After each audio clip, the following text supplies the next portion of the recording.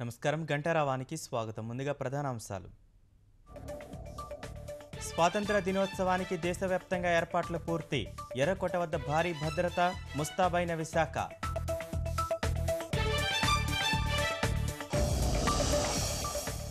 దేశ సార్వభౌమత్వాన్ని ప్రశ్నించే తీవ్రవాదాన్ని సహించేది లేదు.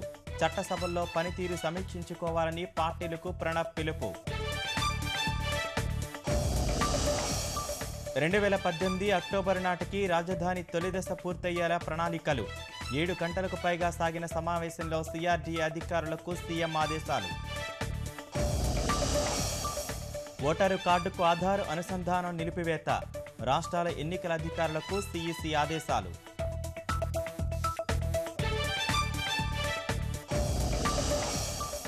ప్రారంభోత్సవానికి సిద్ధమైన పట్టిసీమ ప్రాజెక్టు.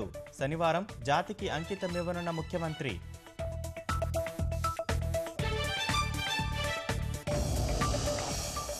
సానియా మీర్జాకు రాజీవ్ ఖేల్ రత్న ప్రకటించిన ప్రభుత్వం. మరో 17 మంది క్రీడాకారులకు అర్జున పురస్కారాలు.